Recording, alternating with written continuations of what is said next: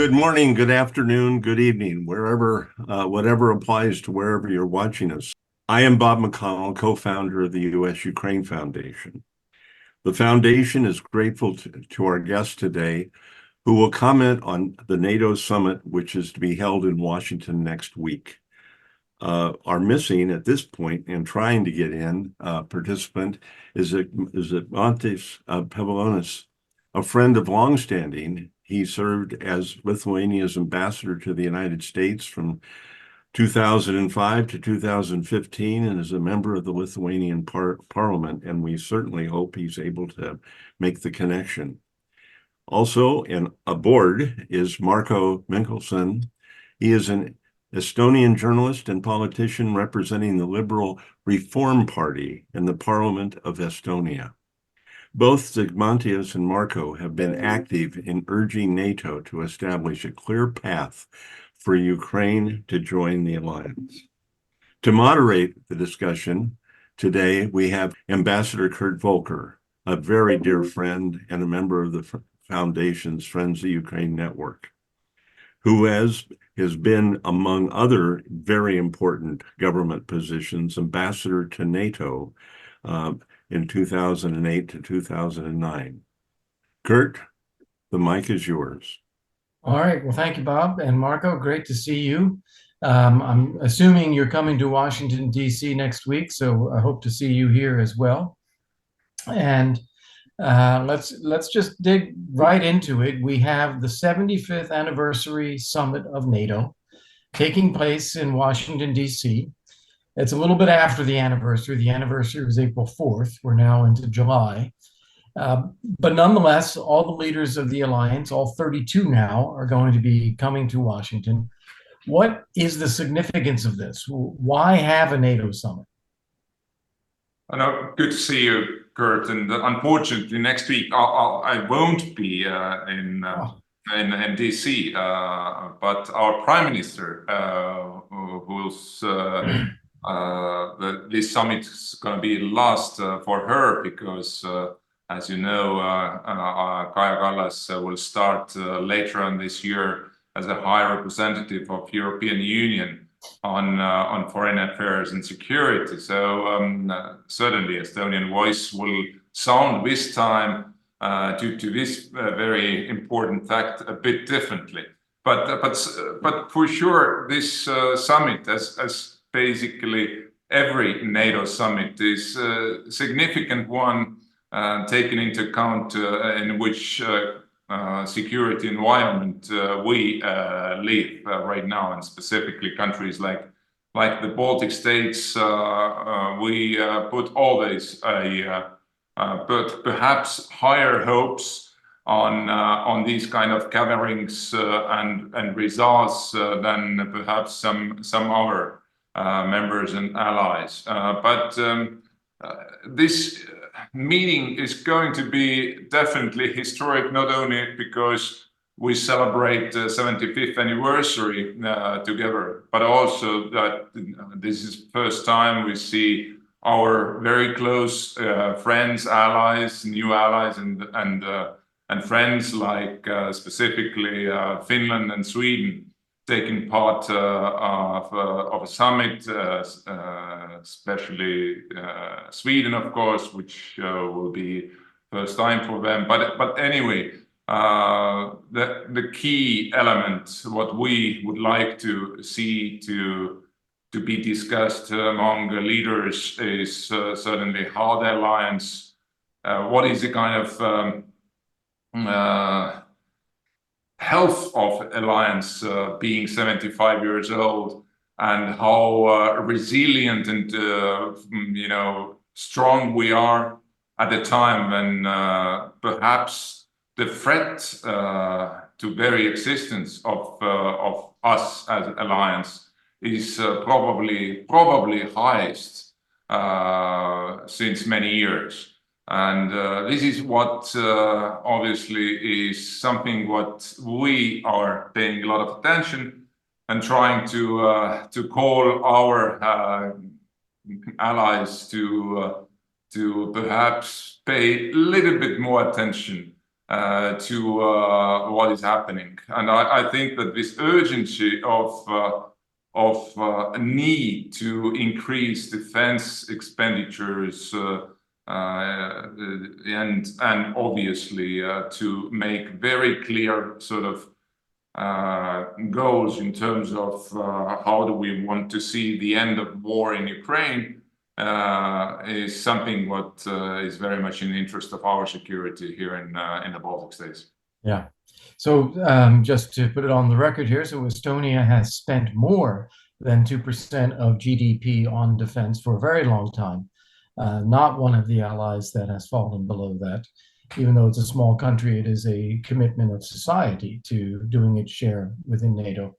But Marko, you said that we're facing a time when the threat to the existence of the alliance is greater than at any time in recent history. What do you mean by that? What's the threat to the existence of the alliance? Very simple. The war with what is going on in the middle of Europe is a war which we haven't seen since the end of Nazi Germany. We suddenly discovered that there is another fascist country still existing in Europe, which would like to exterminate entire nation from political map of the world and to carry out genocidal war against Ukraine. I mean Russia. And obviously, as we all know, that this is not their only and ultimate goal. Russia made it very clear already in 2021, just prior of full-scale invasion, their ultimatum, which was given to the United States and allies, told us very clearly that they would like to see basically NATO self-dissolve, and that this is why it is extremely important today to understand that Russia is not going to be satisfied just with a semi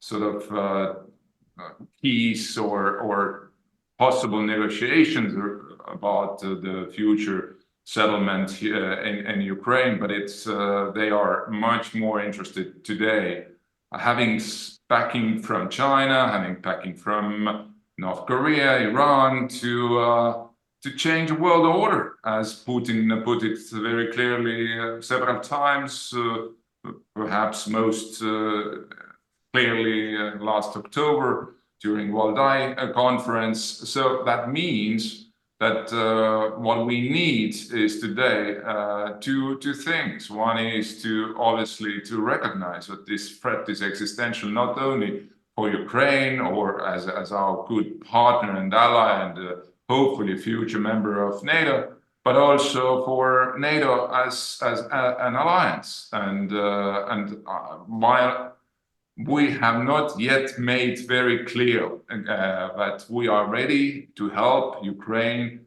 till victory, until the strategic defeat of Russia, and until we are not yet ready to put enough resources in our own defense. Yes, as you said, Kurt, Estonia has invested recently more than 3.4% annually of GDP to our defense, and we are right now in the middle of discussion to invest another 1.6 billion extra euros for procurement of long-range ammunition to be ready to deter Russia if it is needed. So, but again, you know, what we don't see yet is that there is only roughly 2/3 of members of current members of NATO who are able to match a 2% level by the end of this year. Let me welcome Zygimantas Pavilionis, chair of the Lithuanian Foreign Affairs Committee of Parliament and former ambassador as well. Zygis, we started off with Marko talking about what's the significance of this NATO summit. And Marko, in response to that, said, well, the threat to the existence of the alliance is greater than it has been for a long time. And we were just hearing Marko enumerate what some of those threats are. I want to bring you in, and I want to break this down in a couple of pieces. The first piece is NATO's job is Article 5, is the defense of its members. And I think there are issues here. And then in addition to that, NATO is an anchor of security in Europe when the biggest war in Europe is going on right now since World War II. And NATO's not doing much about it. So we have both the defensive allies and then we have the broader issue of European security. Before we get to Ukraine and Russia's war against Ukraine, let's just start with the alliance itself. Do you think the existence of the alliance is under threat, and or are there risks to NATO, and how do you see that? When I saw Ukrainians starting accession talks with Europeans in Luxembourg, I remember our own accession talks. I was present there 25 years ago, and I remember then EU and NATO moving together. And I also remember the collapse of this accession mood in Europe, I would say, after Bucharest in 2008. So what I wanted to say, it's very difficult to get Europeans politically mobilized for enlargement because they are always divided and sometimes, attempted to be ruled by Russias and Chinas. But this time, this war really united us. And the problem is that America is asking for time. No Republicans, no Democrats are ready for this strategic resolve to go this road of Ukrainian victory together with Europeans. And I think we already missed that opportunity in Vilnius NATO summit, in Washington NATO summit. I think we are missing it again. And we are giving time for Orbans of our time to unite.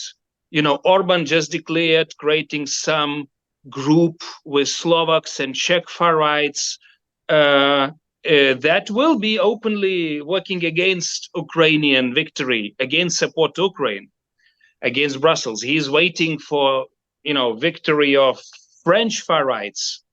So I'm afraid of this European fatigue growing until America is asking time to wait. And our consensus might collapse if French are, for example, organizing the government with those far rights soon. I hope still not. It's quite an important state. And look to Germany. Look to my dear Christian Democrats who recently, said that, well, maybe it's kind of enough to support it because they are maneuvering with Alternative für Deutschland that is growing. They're trying to. I think in Netherlands they were saying this is kind of Wilders effect. If everybody is trying to compete with populists that Russia is trying to create, they are becoming like Wilderses. So I'm simply afraid, like European from the front lines, that if America will be still asking for time, we will just miss that window of opportunity that exists in Europe right now. That's why I'm still so surprised that we have to work with Washington as with most problematic capital. Like, let's say, usually it was Berlin, or it was, France, it was Paris, but Paris is now with us. Half of Berlin is with us. Berlin is moving, but still America is not leading to create that consensus. That's what makes me so worried, when the biggest and most powerful NATO state is not helping to create that consensus, is not using that window of opportunity that you could, use together with President Bush so well during some historic circumstances. So I think that when America wakes up, it might be too late in Europe if we have those far rights or far lefts consolidating its power. Politically, this window might, not be open. Yeah. So I think you hit on a lot of the things I was thinking about there. let me just lay them out in kind of in a series form. First, we have for the first time within NATO at least one and potentially more countries that are actively working against the NATO position, NATO policy, NATO security. Orban and Hungary doing that, and potentially others. Second, we have a very real prospect, somewhat short-term prospect, of France pulling out of the integrated military structure again. That's what Marine Le Pen has said she wants to do. Now, the president of France has more power than the prime minister, but nonetheless, this becomes a real issue on the table. And third, as you said, we have the U.S. not leading NATO and doing so jointly with Germany, the two most powerful countries in the alliance, basically trying to minimize what NATO is doing rather than leading NATO against the wishes of 28 other NATO allies. So that is also somewhat striking. Now, the U.S. has done an awful lot to support Ukraine, and we've done a lot to try to strengthen structures within NATO, but it is all short of dealing with the elephant in the room, which is what you're worried about and what Europeans are facing every day, which is, as Marko said earlier, Russia's stated intention to deny the existence and take over Ukraine, and do so for other countries that are also part of the former Russian Empire, which is a fascist, imperialist, genocidal ideology, such as we saw in World War II and we had to defeat. And we have not rallied ourselves to defeat this one now. So that's the threat to NATO. It's coming from the little guys like Orban. It's coming from some of the big ones, the populists and far right in Europe, like in France, and it's coming from the lack of will in the United States. And that is already the situation. The US now has a presidential election where we will either get 4 more years of the same, or we will get complete unpredictability with President Trump. Maybe a stronger position, but not necessarily one that is going to be strengthening NATO. It may be actually trying to shift more of the burden to European allies away from the United States. So very uncertain times for NATO. That I think is where we stand as an alliance, independent of what's going on in Ukraine. Then we come to the issue of this summit, which is, what about Russia's war against Ukraine? What should NATO be doing, and what will NATO be doing? So let's break that down. Let's start with what we expect the summit to actually do. What will be the conclusion from the NATO summit? Why don't we start, Marko, back to you. What do you expect to come out of this? I don't have a very high hopes for some extremely substantial declarations or commitments, because, as you perfectly described, actually what has happened recently in a number of allied countries, then to our common denominator is getting lower and lower to be ready to match those challenges. Unfortunately, what we see in Ukraine, or what kind of development we see in the relations between Russia, North Korea, Iran, and also China, last but not least. So and there is a kind of given mood by hosts, because as we heard already many months ago, that please don't try to repeat what we did, what we saw during Vilnius summit. So there won't be any serious discussion about invitation for Ukraine again, unfortunately. And perhaps what is the most important still is, of course, that alliance should show the unity, but again, is that something what we are happy enough? I'm not sure. We are arguing that today when we see that in Europe, Estonia is one of the top 3 countries who are acquiring new, I don't know, weaponry and ammunition. It's not right, you know. The nation with 1.3 million and the top 3 among top 3 nations.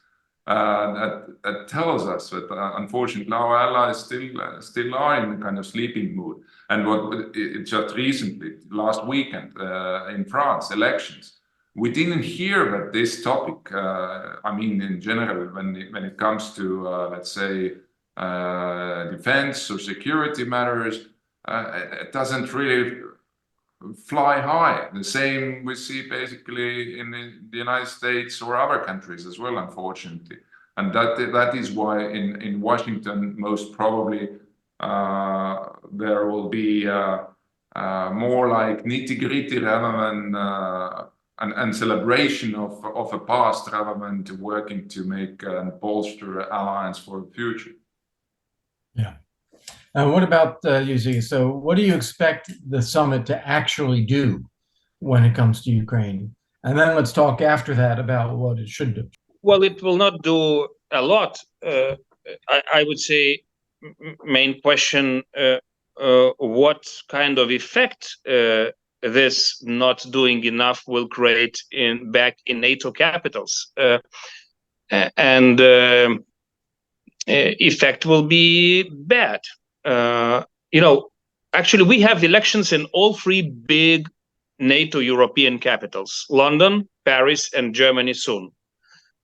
So if those leaders and those nations are getting a signal that Americans doesn't have a end game plan for Ukraine, as Europeans we have, but Americans they don't, it might you know, it might help Russians to sink this agenda on the screens of big political makers in Europe.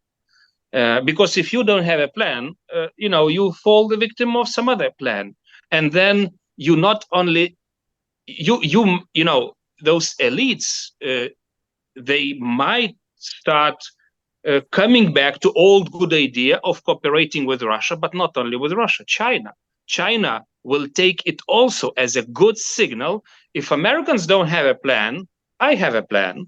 I have a plan to divide and conquer Europe. Instead, if Americans don't have a plan, so why should I wait? And I have another plan to conquer Taiwan.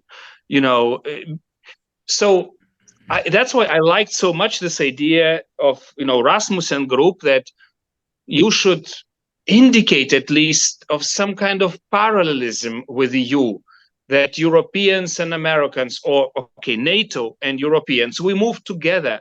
We start kind of accession process. We have a tunnel, you know, light in the end of the tunnel, some kind of date, 28, why not? But you have a plan and you move according to the plan. Nobody, well, everybody understands that we are not ready to final kind of solution here, and you have a plan of moving towards it.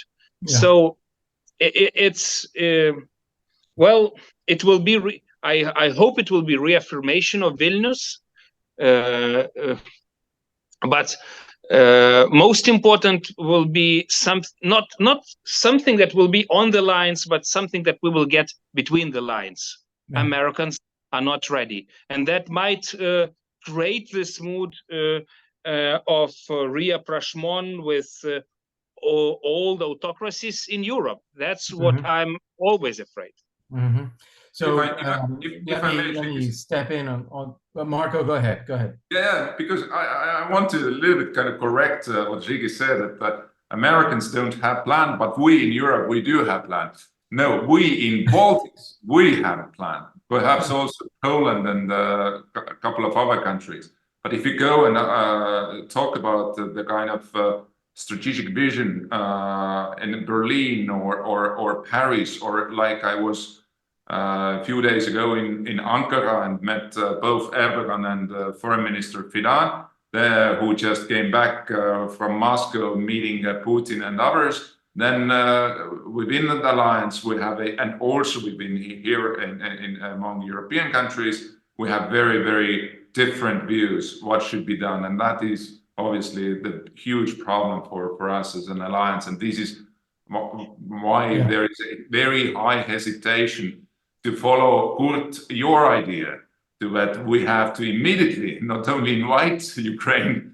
to NATO, but also to make them full members of NATO, and really put a lot of money into Ukraine to match quantities and needs what Ukraine needs for victory. Yeah. So this is a great segue to what I was going to say, which is the fundamental definition of war is a contest of will. And do you have the ability to exercise your will to achieve your goal, to achieve a victory? And what I see right now is this NATO summit, it will NATOize the assistance coordination effort that has been going on in Ramstein, probably keeping it in Ramstein, just putting a NATO label on it. It will also add a little bit longer term dimension toward helping Ukraine build a capable defense force for the future. But it's not going to make any new ground on bringing Ukraine into NATO. So repeat of Vilnius in terms of the sense of momentum or lack of momentum. And therefore, what this NATO summit will do is send a message to Vladimir Putin that he should keep fighting, that he should keep the war going and see what happens, because NATO doesn't have the will to stop him. That's a terrible message for NATO to send to Vladimir Putin. It's going to cost lives, and it's going to run the risk that this war grows into a bigger war. Thinking about Poland-Lithuania border, thinking about Estonia, thinking about any number of things. So this summit, while meaning to do well, in my view, will actually send a signal to Vladimir Putin to keep fighting. That's a shame. What I think the summit should do, and this is where I want you guys to come back in again, I think it should be sending a signal to Putin that we have the means, we have the will, and he can never win. That there is nothing he can do that will create a victory for Russia. And therefore, he needs to start thinking about how to end it before he destroys Russia. That needs to be the message. And unfortunately, I don't see that message coming out. Ziggy's back to you. I absolutely agree with you, because if alliance is signaling to Russia that we don't have a plan, so natural response, Russia has a plan and implements it every day. It bombs and kills and occupies Ukraine. The same with China. So you approve the message by not having alternative strategic plan. And yes, I agree and disagree with Marko. Yes, this is plan of Baltics and Poles. But look, we pushed EU to agree with candidate status and accession talks. This is big. Yes, that was dream of all Estonians, Poles, and Lithuanians for 2 decades. Remember, Euromaidan started because we were not able to realize the dream, and Yanukovych was even trying to stall even association agreement. A little step towards that, but we did it. But in America, we were not able to convince, Republicans and Democrats on that. Maybe, as Kurt, you are saying, I understand elections. This is difficult for everyone, including for us. But something like last warning that, in the next summit we meet, we will discuss this idea. And if Russia, you don't move, we will move as NATO.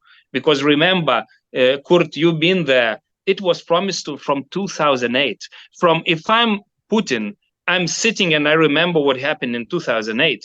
And you still meet in those NATO summits, and you just repeat this status quo. It means you have no plan. And during the weekend, I was watching Netflix on Hitler. My God, what kind of similarities? Hitler took Rhineland, no reaction. Austria, no reaction. Sudetenland, well, he took Poland, more or less no military reaction. So it's exactly what kind of signals we're sending to Putin. Well, we don't have a plan.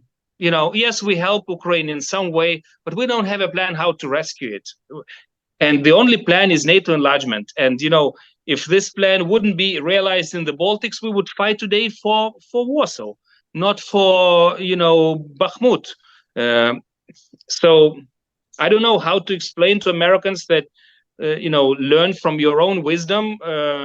That was done in Prague NATO summit, but Prague NATO summit decision created the most happiest and rich and healthy nations in the whole region, and that was the only historical decision. That was right. Marko? Yeah, Zigis, you nailed it. It's parallels are striking actually when it comes to what is happening right now and what happened in Europe late 30s, 38 to 39, and then obviously the wake-up call in December 1941, Pearl Harbor. So unfortunately, I don't know, I hope I'm wrong, but we are heading towards another Pearl Harbor 2.0. As we go back to 2014, remember, world was relatively silent. Then Russia quickly occupied and annexed Crimea. There were no really, let's say, the reaction what should be according to the acts of war against Ukraine. Only after Malaysian airline aircraft, which was shut down in July 2014, the kind of Europe and world started to wake up that something very serious is happening because own citizens got killed. So today we argue that didn't we learn from the history? That and then you are confronted by sort of statements, as we, Zigis, also, we have been together at U.S. Congress and met senators and congressmen who tell you that, oh, yeah, perhaps something what we can learn from the history, but Russia is unbeatable. Russia is nuclear superpower. We have to be very careful not to, to save strategic stability on a global level. We, the United States, have a responsibility in that. And then secondly, what I heard recently also from, as I mentioned, from my trip to Ankara, there is another kind of idea, and this is not only what you hear from Ankara or Turkey, but also some other countries, is that, oh, we have to make sure that Russia and China are not going to be an alliance. And that we need somehow to, get Russia out from that sort of relationship and make sure that they are part of the European security architecture. How come? So we see that absolutely, you're correct, that you're right, that both Russia will see that we are in the middle of political changes in our allied countries, a lot of elections, unfortunately not in good direction here and there. The unity is there, but not as strong as it needs for confrontation or confronting this existential threat what Russia is posing on us. And then last but not least, they see that we don't have a plan, and they know exactly what to do. Yeah, go ahead, Zigis. Yeah, just on time, we recently had a wonderful meeting in Estonia on Baltic Foreign Affairs Committee. Thanks, Marko, for this. And what I got from this meeting, it's about timing. Putin is now in this, using this political chaos. America is in elections. France, Britain, Germany, everybody is like somewhere. He's now trying to step on gas and get this Russian peace, third time legitimize occupation now. And that's the problem with Washington NATO summit. Instead of saying, no, we have a plan, forget about this Russian kind of Hitler Sudetenland and peace, it actually helps for Putin to create that chaos in all the capitals, because in all the capitals who go to elections, if Americans, they fight and they don't have a plan, or they have some strange plans like to stop the war in 24 hours, that is, how ceding territories. So then Putin gets what he wants. He's using this historic period of chaos to get through and seal the Russian peace. That's the most dangerous message that Washington. So instead of stopping and putting some clarity and stopping those Putin plans, you are actually helping Putin to do it. Yeah, there is a pattern in global affairs of things happening in August and in December. That is the summer vacation and the Christmas vacations in the West. And these are the times when you have Russia invading Georgia or invading Afghanistan back in '79 or things like that. So do we face a period of danger right now between now and the US election, or between now and the end of the year? Do you think there's anything that is actually heightening the danger right now? We just had our presidential debate here in the US. The whole world watched it. Do we face a period of increased risk right now?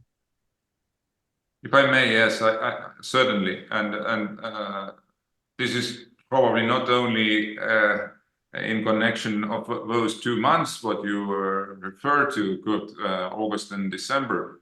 But if you look to the list of different kind of attempts to sabotage, or actually sabotage acts which has been carried out by Russia in Europe recently in a number of countries,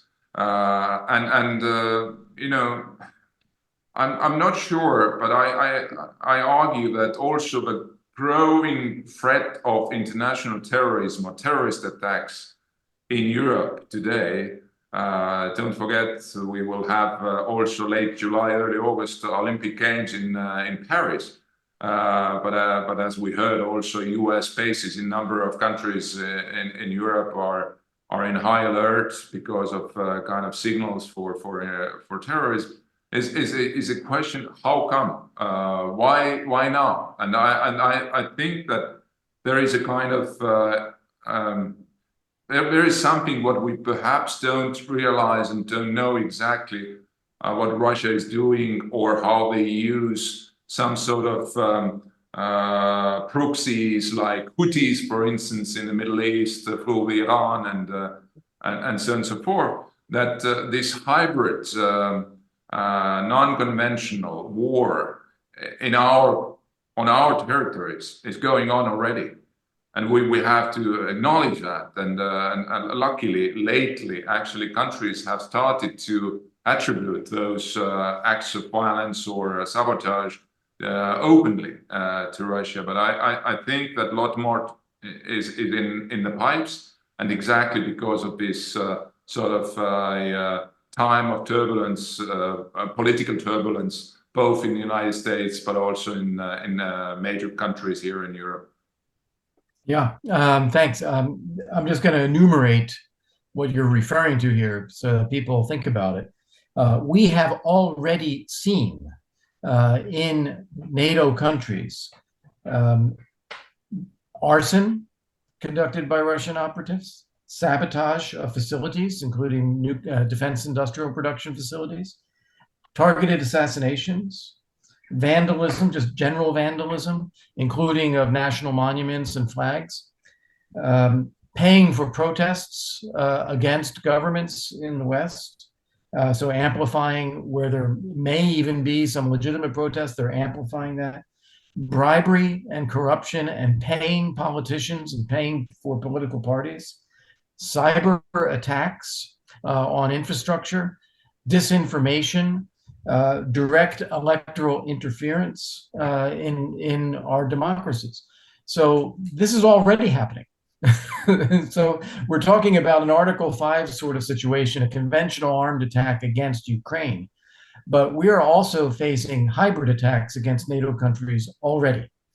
So that's something to bear in mind. But in terms of the dangers, I think it was Zygis you mentioned another Pearl Harbor.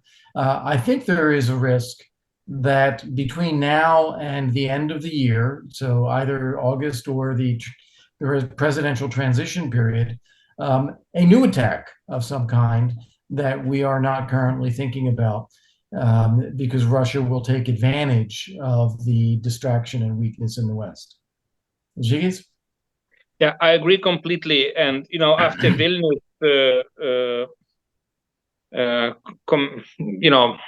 some people say success, I would say failure. I was waiting for another war, because you should understand that Putin doesn't have, American or British or objective analysis of the situation. He's like Hitler in this layer, in this bunker. He might overestimate the weakness. And he, of course, understands that this is now the best period of attack until you have inauguration of one or another American president. And yes, I'm absolutely afraid of that. Together with Marko and Latvian chair, we were in Israel after October 7th event. It was clear picture that Russia is there. So, and look how world is divided after Middle East, events are developing. It's very important for Russia to divide the world and actually ask what they want in Ukraine. So yes, I'm very much afraid that something else will happen if we continue just repeating more or less commitments of Bucharest. In Vilnius, we agreed that membership action plan is not existing. That's a big recognition of shortcuts to membership. But still, this is not a plan. The stronger the wording is from Washington, the more guarantees we have that Russia will not do something. But we have to really impress Russia that we have a plan and we are coming. Also to summarize it, I think if we survive till 25, in the beginning of 25th, without major war or major conflict or major defeat, we might survive for next decades. But I have also this gut feeling that Russia will use it. Russia will misinterpret our weakness. We are not so weak. We are strong. We are getting strong every day. But this guy, misinterpreted a lot of things, and he might create something terrible, because we didn't deter it. The weakness doesn't deter attack. We show the weakness by this. NATO lost this deterrence effect, and that's why I think, yes, we should expect of something. Marko, you wanted to come in? Yeah, if I may, if we just think for a minute what kind of surprise they could have for us.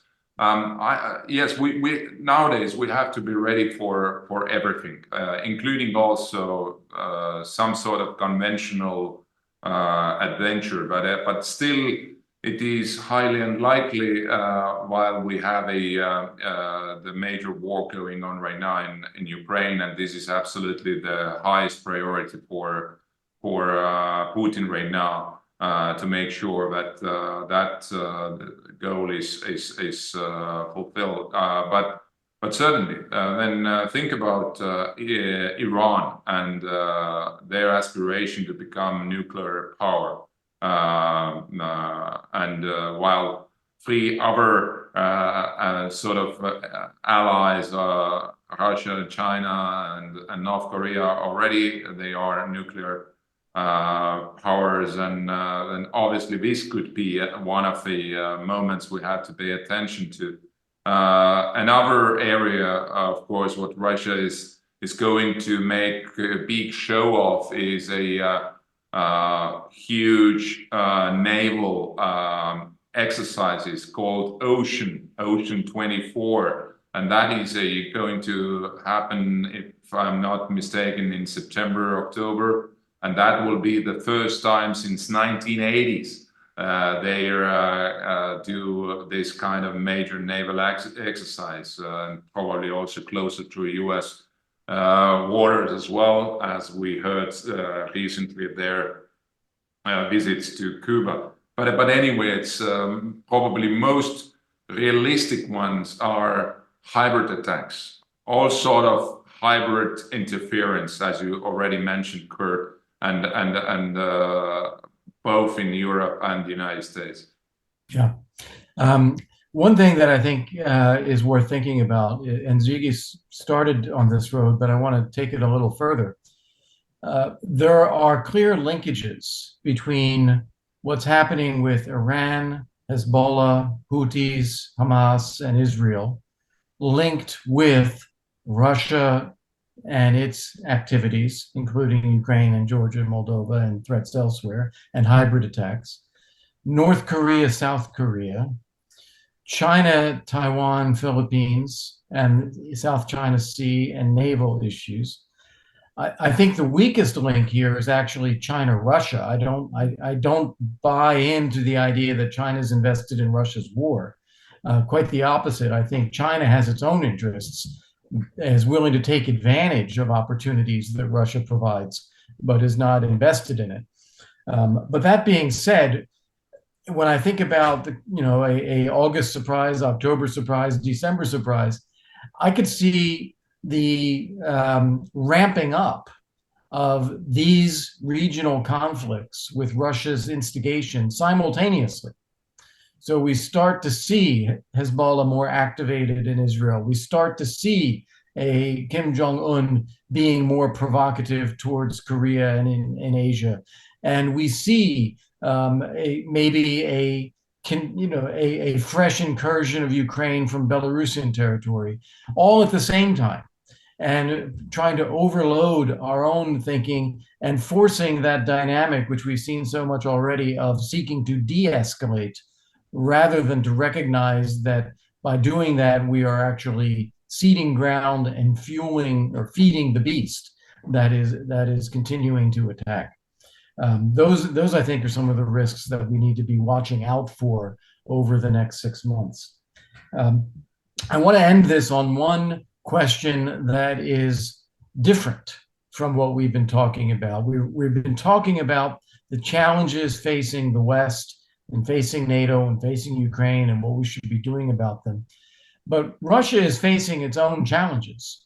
Internally with defense industrial production, with recruitment. They're losing over 1,000 soldiers a day. They're dragging equipment out of storage from World War II. Just say a few words about what challenges Russia is facing as it prosecutes this war, and what should we anticipate from that? Marko, why don't you go first? You know, it's a mystical question. When I worked in Moscow as a journalist, mid-90s, 94, 97, almost daily, I heard this kind of speculations about that Russia is getting closer to socioeconomic collapse, and the regions are going to run away from the center. And then I saw Russian military. How did they look in Chechnya in 1994, 95? Honestly, soldiers looked exactly from documentaries from World War II. Yes, they lost first Chechen War, 94, 96. They had to move out from Chechnya, but they moved in back 3 years later, provoking Chechens to this war. And I think that when it comes to the question of how strong Russia is internally, and can they run this very expensive war machine, then I think that yes, they can. And what is most important is that we cannot really, analyze them as we do by our terms. It doesn't really matter what is their GDP or so. They are totalitarian fascist country, unfortunately, with very strong backing by a number of other countries and major ones like China, like North Korea, like Iran and others. And so many countries are sitting on the fence right now, somehow helping Russia, but certainly looking forward to see who will be the winner in this major confrontation between Russia and the West, or Russia, China, and so the West. So Russia is seeking obviously help from North Korea, and I'm not going to be surprised if we see North Korean soldiers soon enough fighting against Ukraine in Ukraine.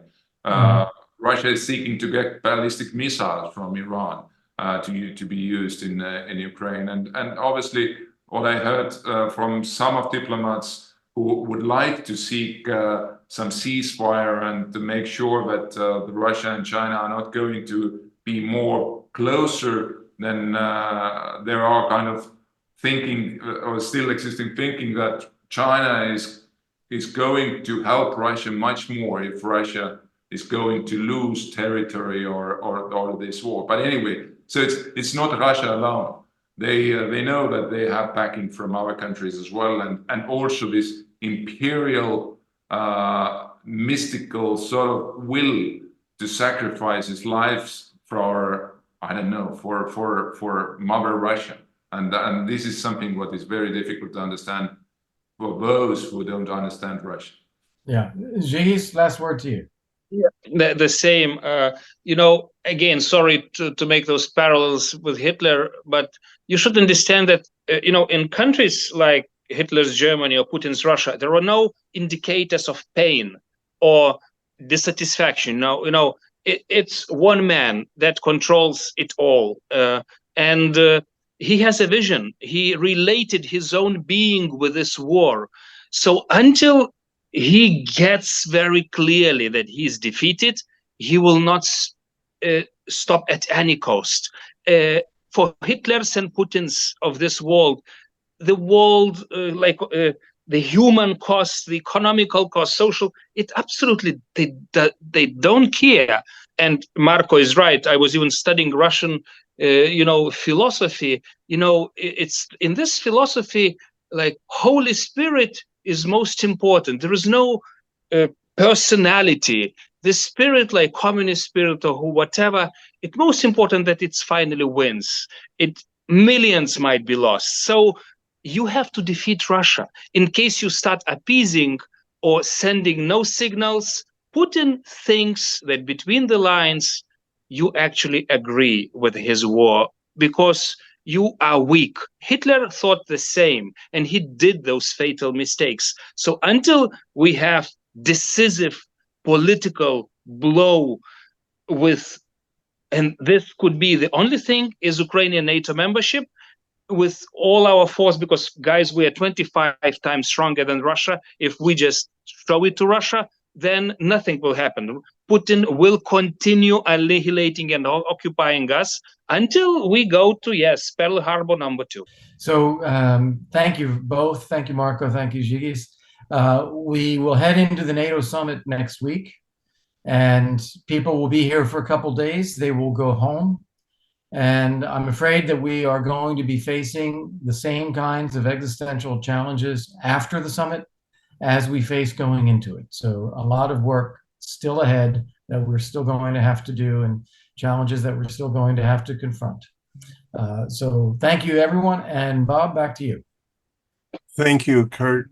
Thank you, Marko, Zygimantas. This was tremendous. I've gotten some messages about it, and they wanted clone the two of you and send you to a number of capitals, including Washington. And a couple of messages were to make sure that the recording of this gets to Jake Sullivan. Well, he is on the list when we distribute the link, so maybe he'll watch it. But I thank all of you. It was a tremendous session. It was a tremendous follow-up, as I've mentioned before, to the the webinar we had last Friday from within the Friends of Ukraine network that Kurt was a part of. And we just got to keep working. And thank you for your commitment to continue to work. Good day to everyone. Thank you. Bye. Thank you. Thank you. Bye-bye.